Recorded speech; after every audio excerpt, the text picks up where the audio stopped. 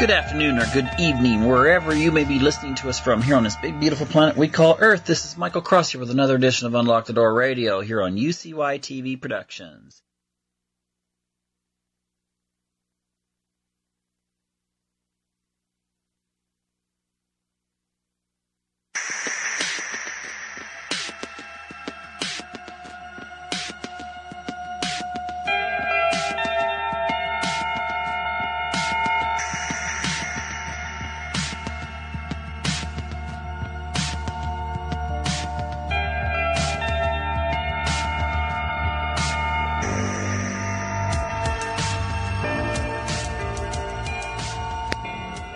Good afternoon or good evening, wherever you may be listening to us from here on this big, beautiful planet we call Earth. This is Michael Cross here with another edition of Unlock the Door Radio here on UCY TV Productions.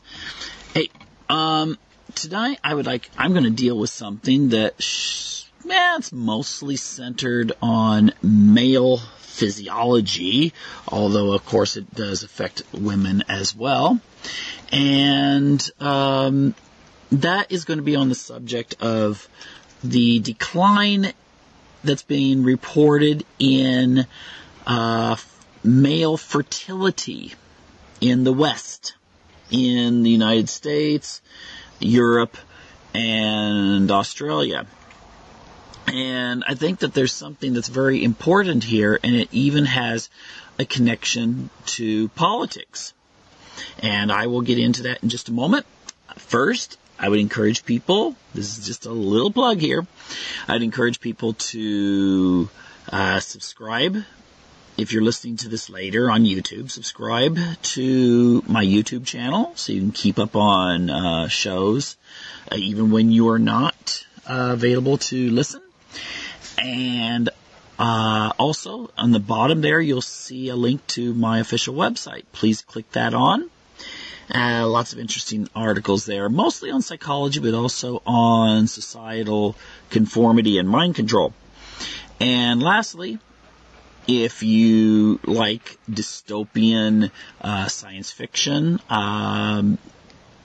especially one set in the era of Noah, and that's going to be related to some of the subjects I'm going to bring up tonight in regards to, for instance, biotechnology. Check out my latest novel, and that is called The Destiny of Our Past. Yes, The Destiny of Our Past, and you can check that up on Amazon if you're so inclined. Anyway, let's go ahead and get into this. And really what I'd like to bring up is two things I've noticed in articles in recent years. One is in reference to the decline in testosterone in men. And the other, of course, is the decline of fertility in men. And these are actually related to one another. And there's been a lot of stuff said lately on the internet. Some people mocking Alex Jones, a radio commentator, for his comments about chemicals changing the male species of amphibians and so forth. And a lot of people have had a lot of fun with some really crazy memes out there. Although if you just look up on Google, you type in hormones andronizing fish, or you could say a good search would be hormones from birth control pills and their effect on fish and aquatic life. There's been some speculation, pretty good actually, scientific research into this, that suggests that perhaps when we filter water, you flush the toilet, goes into the sewage treatment center.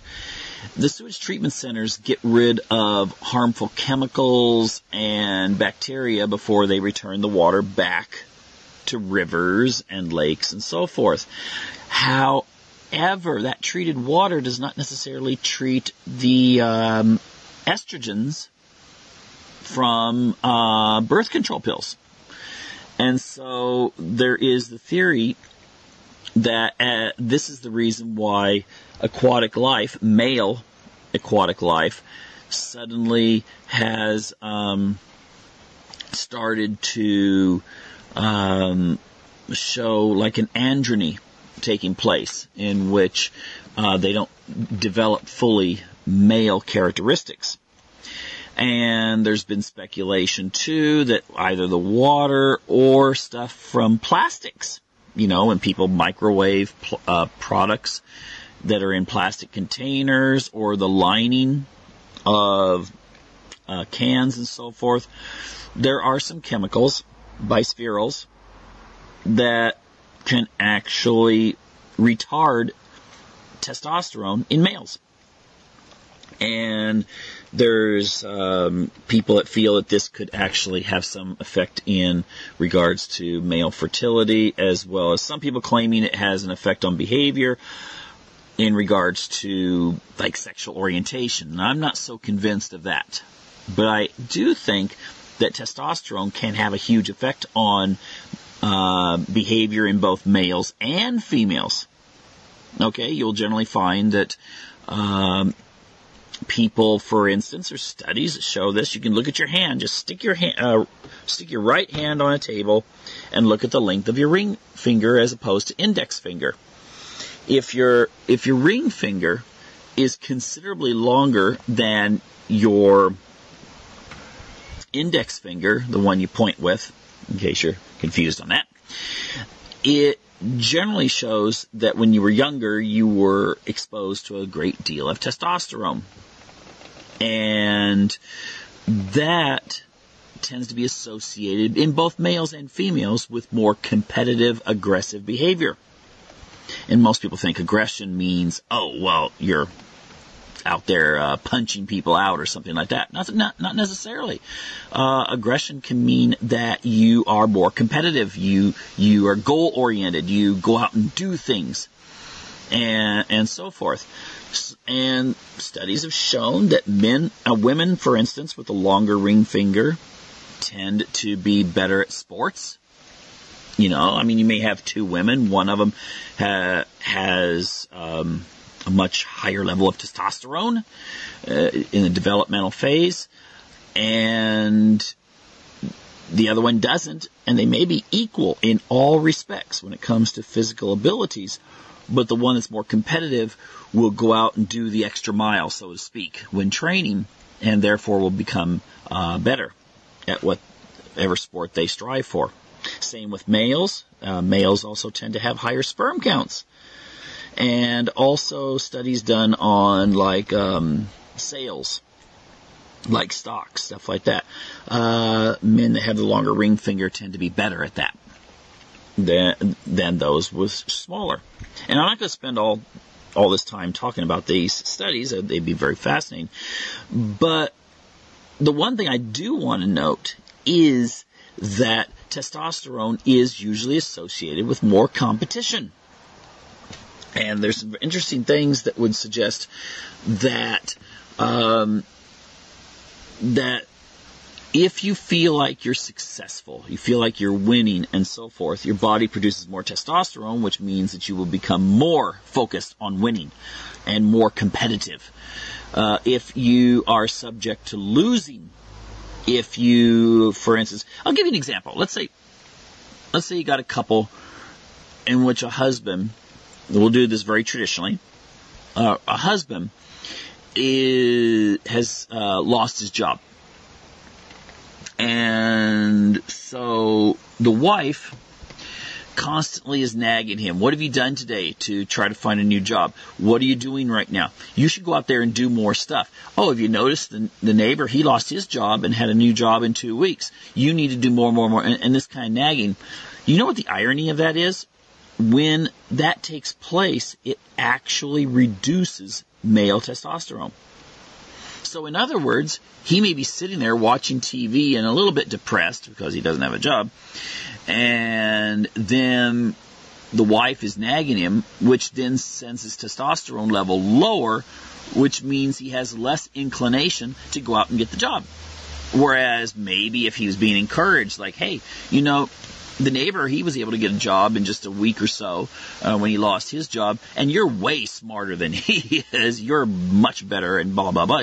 Trying to build this person up would actually increase his testosterone levels. And there's other things, of course, you can go into in reference to. I was going to mention something about the practice of sex magic and that sort of thing, but I think you get the point there too. That can increase testosterone levels and therefore make a person more competitive, and that's true for both male and females. But I don't want to do a show on that right now. I'll see if I can invite someone who's an expert on occult practices to explain that in the near future. Anyway, so again, I'm looking at this article a couple years ago that was talking about lower birth rates amongst teenagers, unwed teenagers. And generally we can feel that's a pretty good thing. However, they were giving the reasons for this. And of course that's all speculation. You got millions of teenagers out there, let's say in the United States, and each of them at the individual level has different ideas on what's appropriate, what's inappropriate, and so forth. However, they gave a few reasons why maybe the birth rate is lower amongst unwed teenagers. And then there was this one little statement that I thought was very fascinating, that perhaps there was a possibility that the fertility level was lower. Because maybe since you see more obesity in teenagers today than you saw 10, 20, and especially 30 years ago, then you may have a situation in which they're not as fertile as they used to be. Obesity is usually associated with lower fertility. Okay? It's associated statistically. Obviously, there are people that are very obese that get pregnant and people that are skinny that don't. But it's a associated variable with causing problems with hormones and therefore fertility.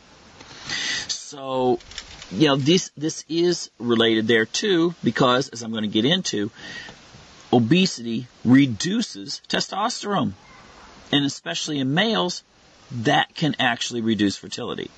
So let's just jump right into this and really explore this, because, ultimately, as what Freud said was biology is destiny. Okay? And whereas he meant that more in the psychological sense, whether a society thrives or declines is ultimately based on fertility.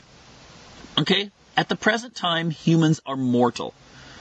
All right? A successful farm, and people are going, oh, you can't compare humans to livestock. Well, actually, you can. All right? I mean, hopefully we're not being raised by some, alien species that's going to eat us later.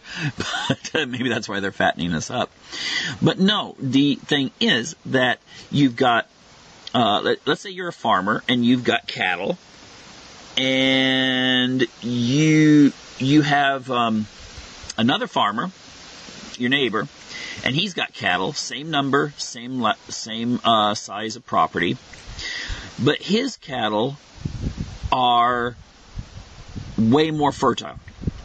Okay? Way more calves get born in the spring than yours do. And this trend continues over the years to the point that at some point you're not making any money off your cattle anymore. You're not making any money off the milk. You're not making any money off the meat. And, you're not going to be able to pay your taxes on your land, and you're not going to have an income really. So at some point, you're going to sell your farm or ranch to your neighbor at a pretty good price for him, because you're not making it. And that's the same for societies. Since humans are biologically mortal, the problem you have is if a society is producing more. Okay, let's say we have two societies and they're pretty equal with infrastructure. I don't want to get into economics of population on this show, but let's say you have two societies that are very similar on infrastructure. And in one society, you have an average of 3 children being born per woman. In the other society, you have an average of 1.5 children being born per woman. Okay? So in the first society, you have a little bit, statistically, you have a little bit more children being born than is necessary for replacement, whereas in the other society, you have a lot less children being born for replacement. The replacement level usually associated with around 2.3 children per woman per lifetime, although I would argue that it's probably a little bit higher if you throw in sociological variables such as some people choosing not to get married or just can't find the right person during their fertile years. The first society, the one that's growing with 3, is going to be in a much better position than the one that is shrinking. Okay? And if, let's just say a war breaks out in the future, the first society will probably win. Okay? When, you can say this, during the American Civil War, the Confederacy had half as many troops as the northern states. And the northern states were getting a lot of immigration from Germany and Ireland during that time period. So they had all these young men that they could just, kind of mean, actually. You'd get off the boat. You had no idea what was going on. All of a sudden, there's a guy there saying, hey, come on over here. We're going to sign you up for the military. And they put a blue Union uniform on you and send you off. But the thing is that the Confederate soldiers, if you look at kill ratio, were much better on the field. But the northern troops had the population. Now, there was infrastructure things associated too, railways and that sort of thing that really helped the North supply its troops. However, if the Confederacy had been the same size as the North, even with the infrastructure advantage of the North, you may have seen a totally different outcome of the war. Okay? And you can see this. Throughout the military history. Numbers usually prevail.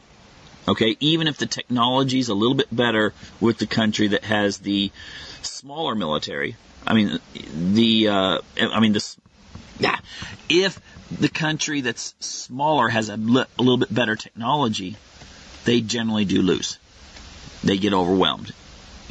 Ultimately. Now, let's take a look at our society right now. And I would say, first of all, let's look at one of the studies that was done on, again, I have actually read that testosterone levels today amongst young men, let's say you're talking about guys in their 20s, look more like their grandfathers. Okay? And testosterone is supposed to decrease as a man ages. There's things guys can do about that to offset that. But generally speaking, all things being equal, it does decrease with age. But you've got a lot of young men in their 20s who I've read up to they're half as much testosterone as people maybe young men back in the 1970s had. And also these new reports that say that the sperm count on average is half of what it was back in the 70s. I mean, we are, again, I bring this up, we may be in for some interesting biotechnology developments due to this. And maybe I'll speak about that later in the show. However, what's causing this decline? I'm going to focus mostly on the testosterone. Okay? Because it is a pretty big factor in human behavior. And there were some studies done on men, same age, who were working on political campaigns, presidential political campaigns back about 8 years ago.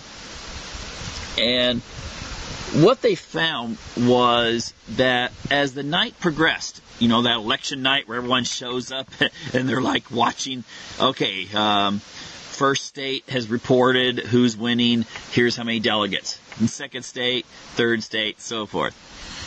And usually what happens if you go to one of these things, there's like this tension, like, oh my gosh, is our guy going to win? And as it goes on, you suddenly realize, oops, it's not going to happen. Or, hey, it's going to happen. And what they found was that men who were McCain supporters during the presidential election, they were checking their saliva. You can check testosterone through saliva. Hate to tell you this, but this is actually associated with why people kiss, is because it's a signal to the woman's body about the testosterone of the man.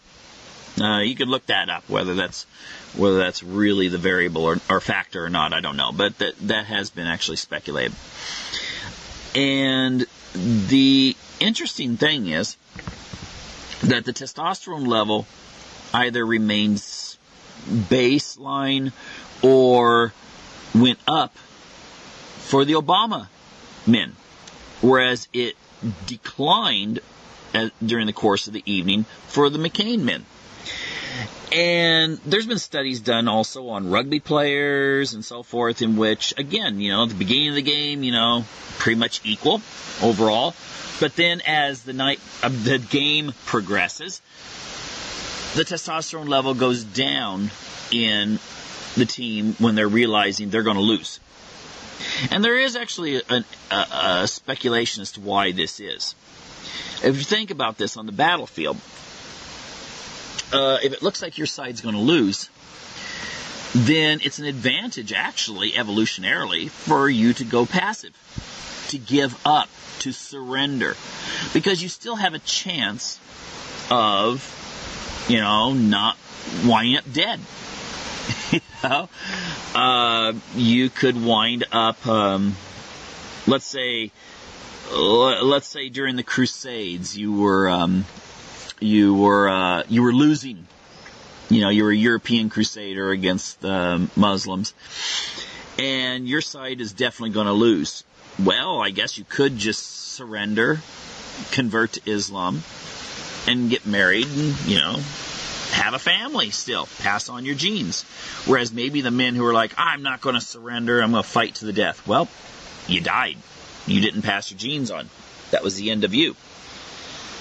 And, of course, if you were made a slave, many times you were castrated and made a slave, that didn't help you either, but at least you stood a chance.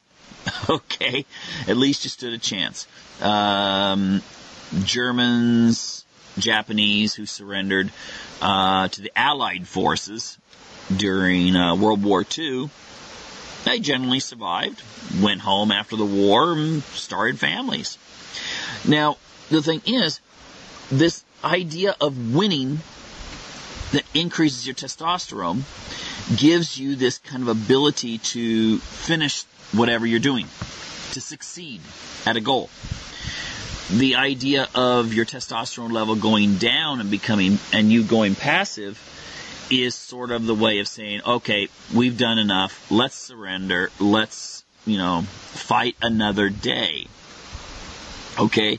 And that is actually associated with testosterone levels in our modern everyday life. Like I told you about with the wife nagging, could actually lower your testosterone. And that's true too for women. Women have testosterone too.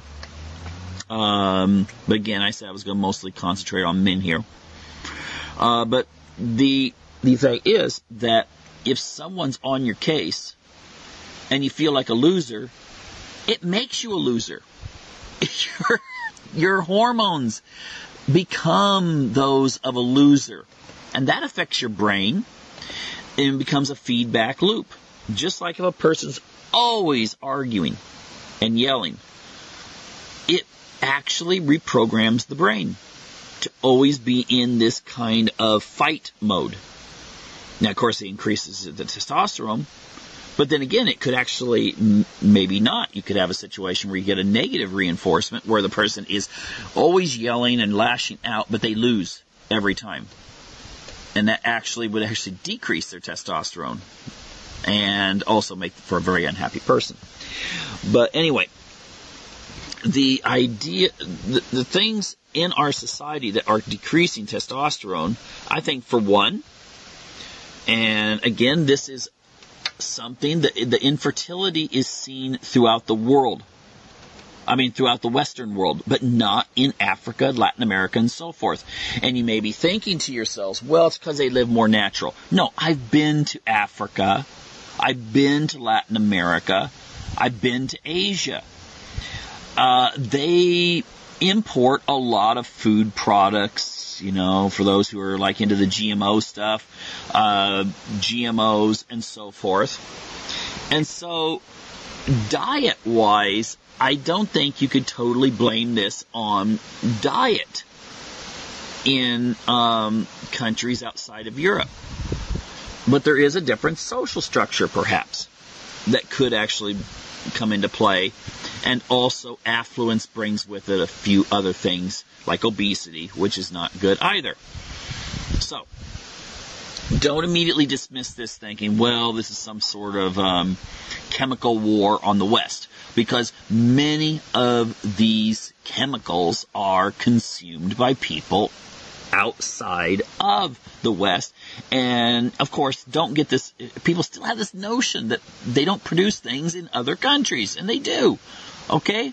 In Asia, they produce most of the products they use. And in many cases, they're using the same sorts of lining and plastics and so forth that are used in the West. So there must be other variables that are more important.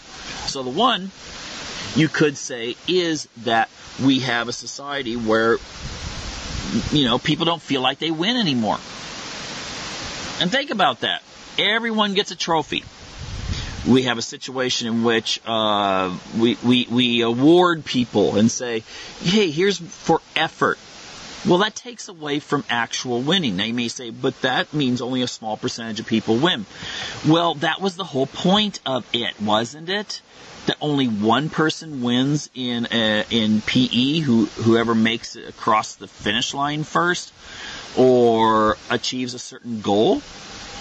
And that means the people that didn't make it have a chance to think, what did I not do or what did I do that did not allow me to win? And then they become winners.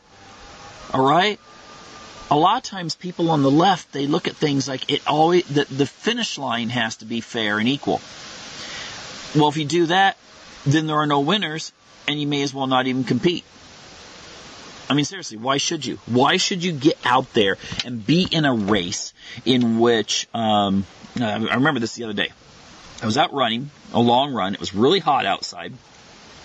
Most people say, oh my gosh, how can you run when it's so warm? Well, you know, I don't try to find excuses. You know, you gotta, sometimes when it's 20, well, actually, I won't run if it is, if it's down to, in Celsius terms, if it's down to 12 minus, I won't go running. But, you know, heat-wise, I usually find a way. But this time, I hadn't slept that night, and had a little bit of an upset stomach over something I'd eaten that I shouldn't have eaten before going to bed. Didn't sleep so well. And when I went running, oh my gosh, you know, I came so close. I reached about 5 miles, 5 U.S. miles. And I was like, you know, I am seriously I'm getting nauseated. And that's very rare for me. But there's been times I have actually been in a race or something back in high school, or I've just set a goal and I'm going to succeed at it. And I can actually taste blood in my throat. I feel that kind of, I am really pushing it too much. But every athlete will tell you there is a point where you just want to give up, but you refuse to do so. And after you succeed, you're ready for a stronger competition afterwards. You know, no gain without pain. This is not what we're teaching our young people anymore. Now it's, oh, if it's uncomfortable, don't do it.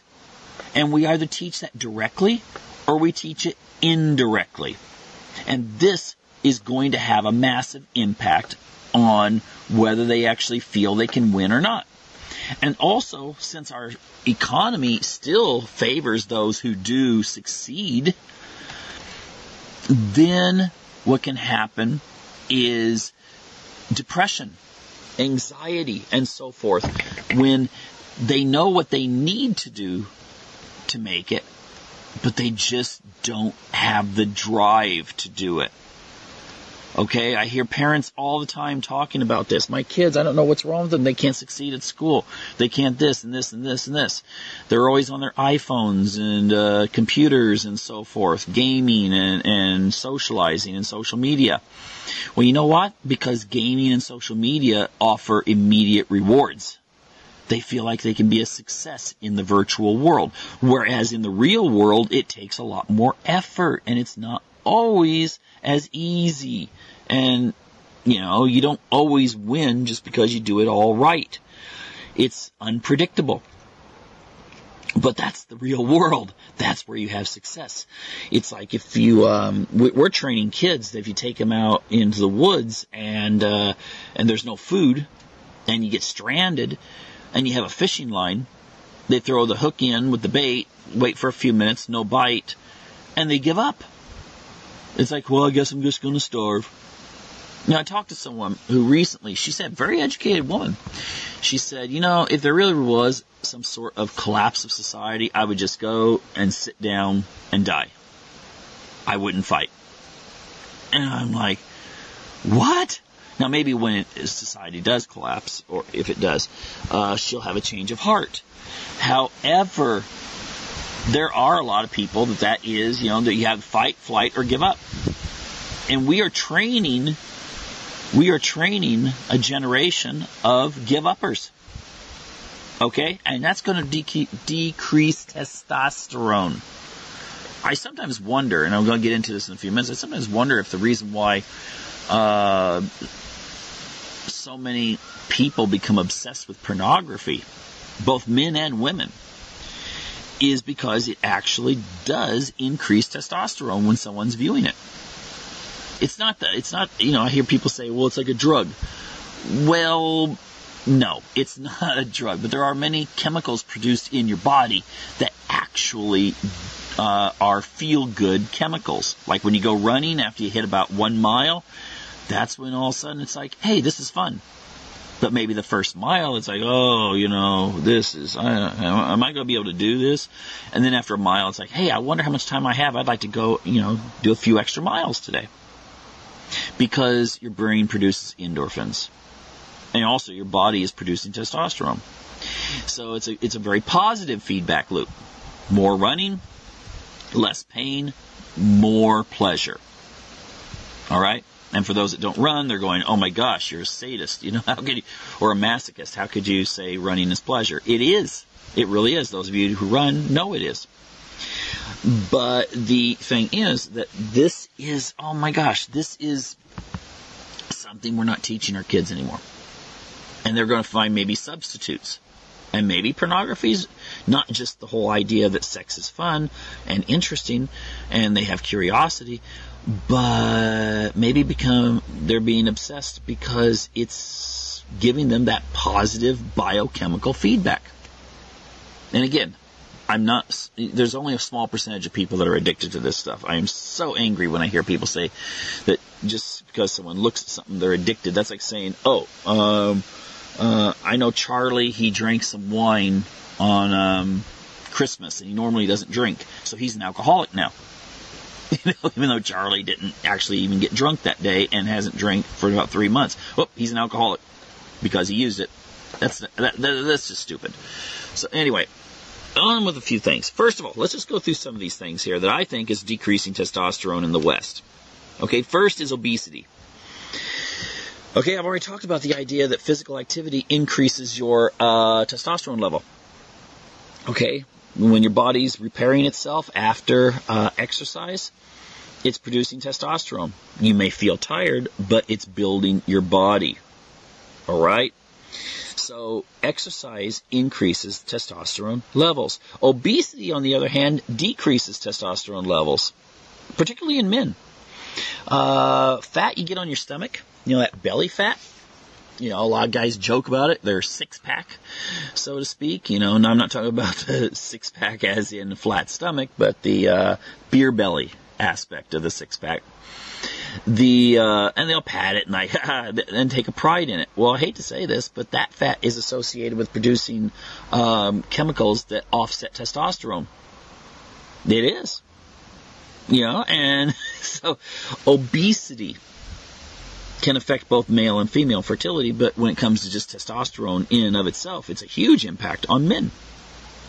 And the problem with that then is if you're a guy and you are gaining weight and you're just feeling sluggish and like, oh my gosh, I can't fit into my clothes, you're sitting there watching TV, huge waste of time. TV is the biggest time killer in existence right now.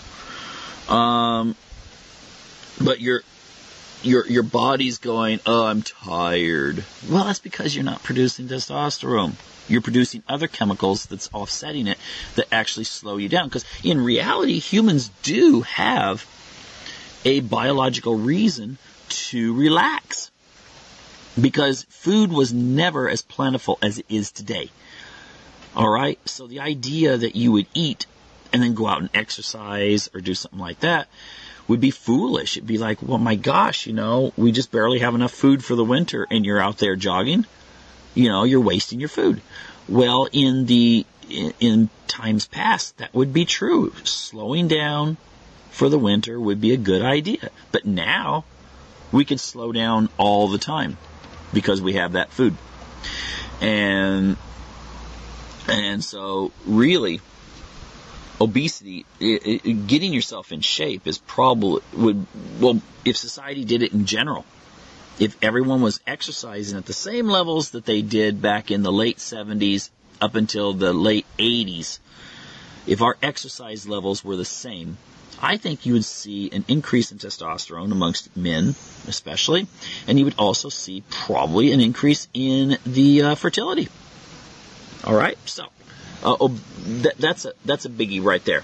Lifestyle, obesity, and it seems to be getting actually worse society, when you get people saying, well, fat is a feminist issue, and how dare you question someone, you're fat shaming. I've even seen on some websites where a woman is claiming that she went to a doctor and the doctor said she should lose weight or she's going to develop diabetes, type 2 diabetes, and she's saying that she's asking what can she do? Can she sue her doctor for that advice?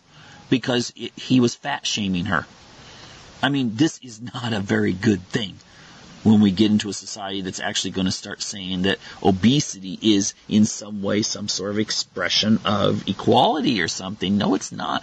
It is a public health issue as much as smoking or drinking too much would be. But obesity is something that does decrease testosterone. Oh, by the way, and think about this though. If you're talking about compliance of a society, you ever wonder what it would be, why maybe people just are apathetic nowadays?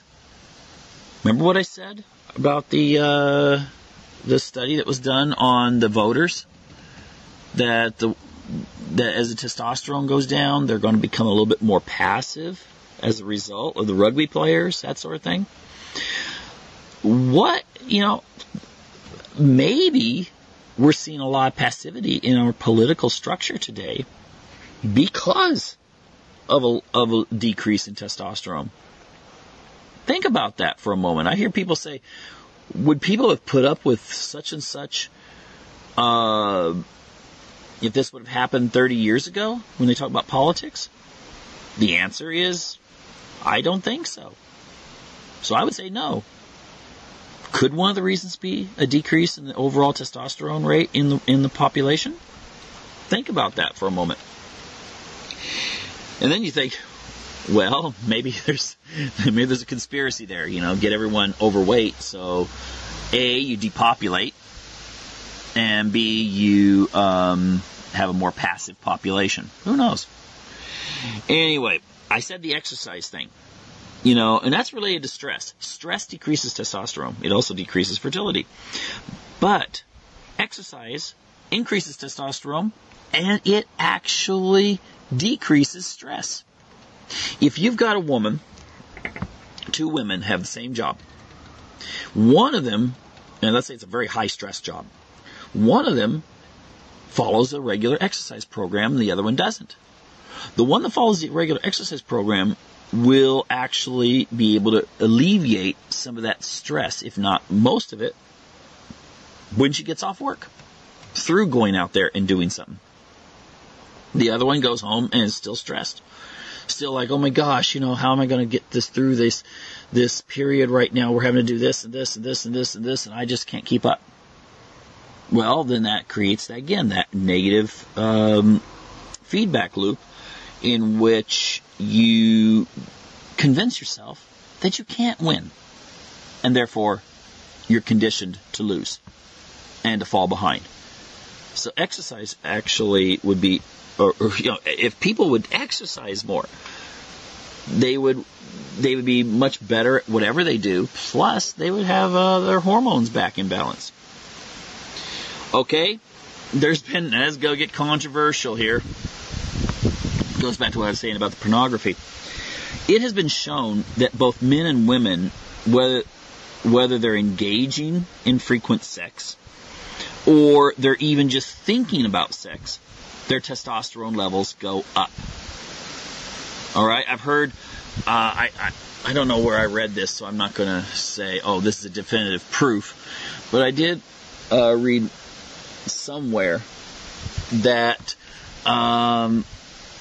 fertility clinics were encouraging men that before they come in and donate sperm, that maybe they should look at a dirty movie or something first. And then, get in the car, drive down to the fertility clinic, and help the next generation of children. And that may just have some validity to it. That, they're thinking about sex, that boosts their testosterone, gets them more, and then they can actually produce more volume of sperm when they go in and donate. I know some people are cringing right now, but this is actually a biological thing. I mean, it's probably something that's going to become more and more and more a norm if things don't turn around, that men who do withstand the rigors of today's society and can still be fertile and produce sperm will be called upon by lesbians, single women, and married women whose husbands can't survive the rigors of today's modern society when it comes to reproduction abilities. These kind of guys are going to be in way more demand in the future. And this could lead to more acceptance of biotechnology. Just like, again, I described this in my book, The Destiny of Our Past. That, eventually reproduction will be something that involves technology at all times. Okay? And it'll become more and more acceptable. Then we'll get into bioengineering. Because people will be like, oh, well, that's just an easy step. Right now, they're like, oh, do I want my kids to be genetically enhanced? And most would probably be like, it sounds good, but it's kind of creepy. But, get a point where going to the fertility clinic is how you have kids. Then it's not such a big step to the next stage. So anyway, thinking about sex or doing more sex increases testosterone. And probably helps in fertility. Another thing, I'm out on the porch right now. You might hear this nice breeze, summer breeze. Vitamin D. That's right, sunlight. And I saw some studies done in Scandinavia in which they said that children generally get born 9 months after the sun starts returning in the spring. And believe me, in Scandinavia, we're not talking about like the Pacific Northwest. Some cities in Sweden and Norway only get 4 hours of daylight during the winter. And that's filtered sun, okay? Filtered winter sun. Vitamin D levels plummet. You have a lot of people get very depressed. Many go in and sit under lights. natural lights during the winter to offset what they call it, seasonal affective disorder. And that's, a lot of other people just take vitamin D supplements and in order to offset that and be able to. And vitamin D, of course, is associated with testosterone and fertility and these things. But, summer months come. I mean, the sun starts coming back out. 9 months later, 10 months later, babies start getting born. Okay? It is something, we are affected by sunlight. And now it's found that, not getting enough sunlight can actually contribute to cancer. So, it's moderation in all things, just like the Mormons have that thing about the word of wisdom. All things in moderation.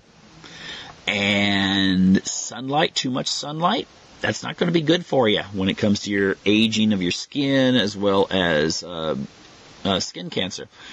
Not enough sunlight, it poses other risk and actually has been associated with other cancers. And, of course, these things, a decrease in testosterone, fertility, and that sort of thing. But I would suggest people look that up and check it out. It's quite interesting, actually, that just vitamin D could be something that could affect these kinds of things. In the old days, it wasn't such a big issue.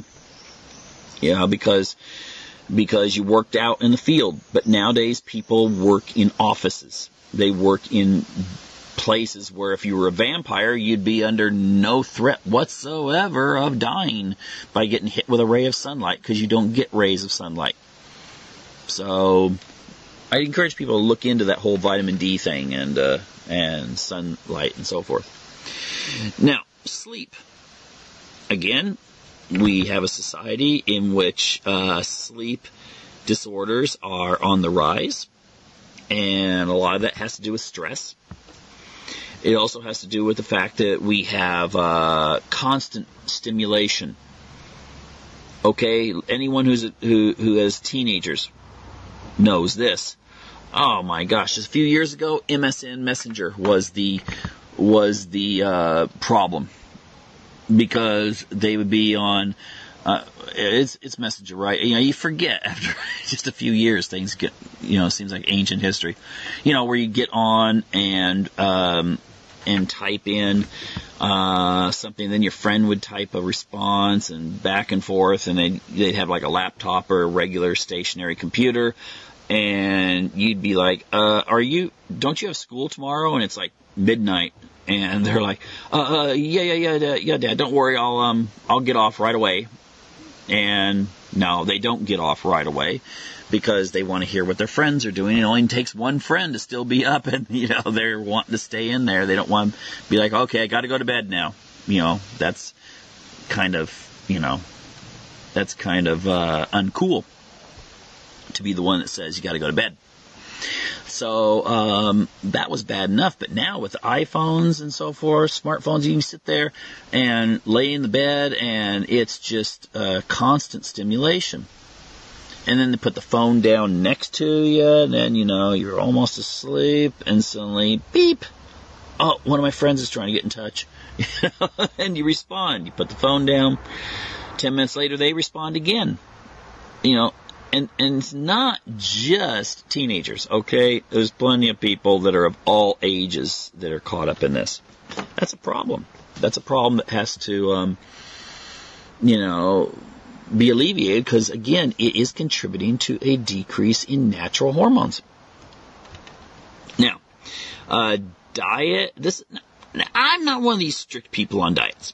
I'm not one of these people. It's like, oh my gosh, we got to eat this, natural this, and all this kind of stuff. Although, you got to watch the intake of calories, and also you got to look at your nutrition that you're getting or not getting. However, I'll point this out. If we're going to look at the 70s as a baseline, as opposed to today, and again, I'm not going to talk about GMOs in reference to this, but let's say that we're looking at the 70s and today. Really, there isn't. People were eating just as much fat in the 70s as they are today. All right, and they still stayed in shape. A difference is movement and some of these other things I've talked about. And it's actually, ironically, if you do go on some sort of like, I don't know, vegan type diet and, you're hardly getting any fat or anything, that can actually decrease your testosterone and other chemicals that your body produces. Again, you can look into this yourselves because I'm not going to give any dietary advice here or anything. But I just, I like to stay exercising and keeping in shape and so forth. But I'm not one of those people that's like, oh, I can't eat this. No, I just think that if we take a look at the fact that in the 1970s, people were not all a bunch of organic, veganish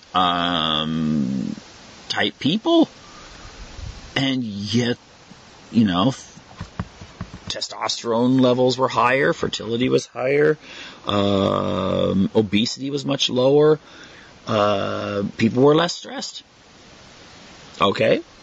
So, but diet is important. You need to be getting good nutrition, and also not over-nutrition, which ultimately spells into undernutrition, if you get my point. If you're getting twice as many calories as you need, it actually makes you as sick as if you're being malnourished. So you gotta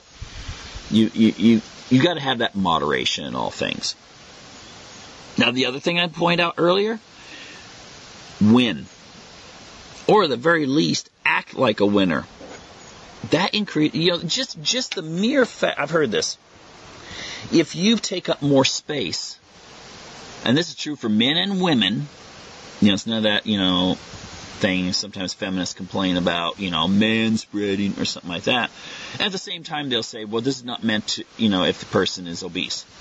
And you're like, okay, well, you just make this you guys just make this up as you go along, right? Okay, I get the point. However,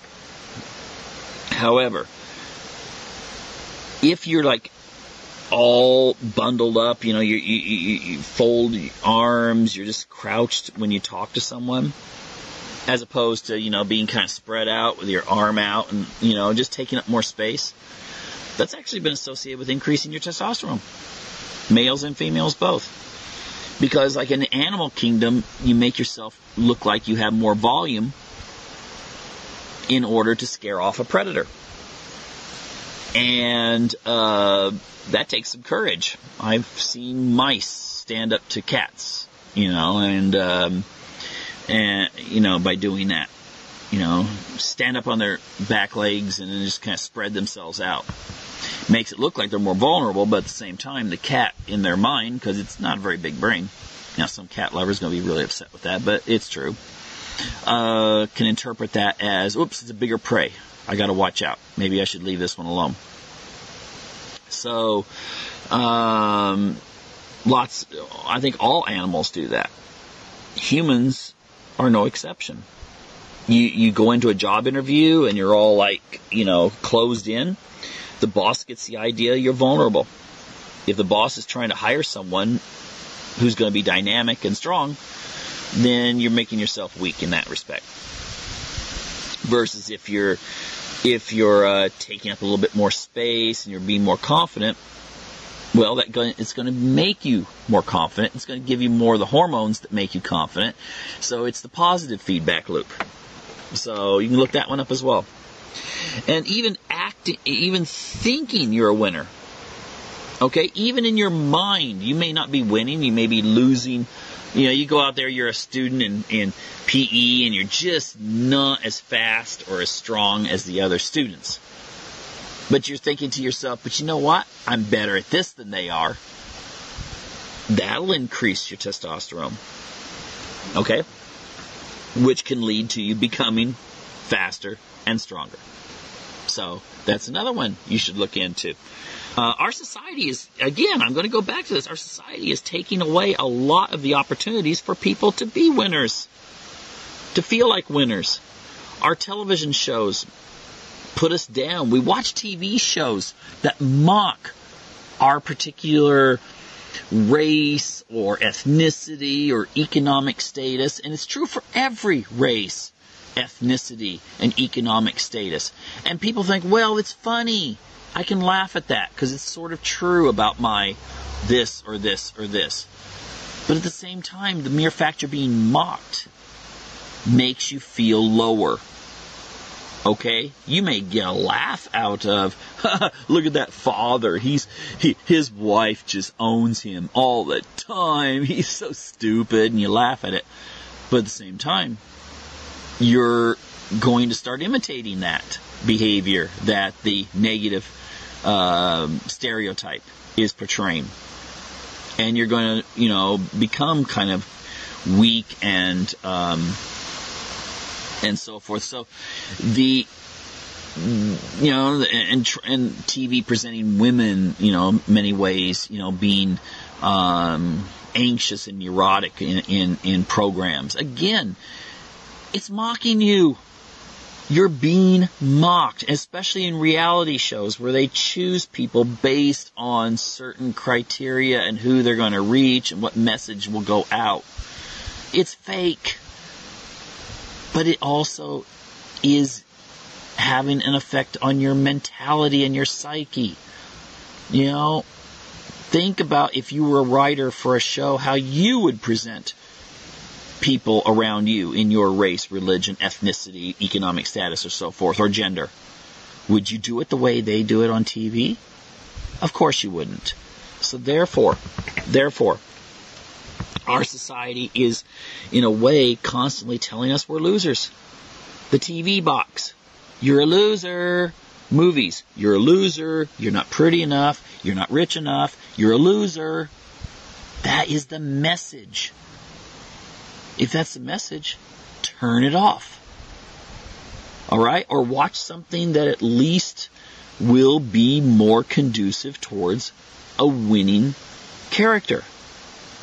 And there are shows like that. I don't think they're the majority, but they are there. Finally, alcohol and cigarettes. Give them, this is negative. These are things that are not good for you. All right? They affect the health of your body, so therefore they must have an effect on your hormonal levels. So this is something that you should reevaluate. And I don't have to go into detail about this. You've heard it over and over and over and over and over again. And think about it. When someone tries to give up cigarettes and they're unable to, and then they try again, they're unable to, this is creating a feedback loop as well. It's telling them, you're a loser, you're weak, you better grab a cigarette. Okay? You got to get into a winning mentality. Find something you do win in, and then project that onto the bad habits you have in order to get rid of it. Anyway, we're running out of time here. So I hope this has been informative in some respects. But, look into these things. Don't take my word for anything I have said. Look it up yourself and see what's really out there and how it's affecting physiology of people today. Anyway, take care and catch you next week on another edition of Unlock the Door Radio here on UCY TV Productions.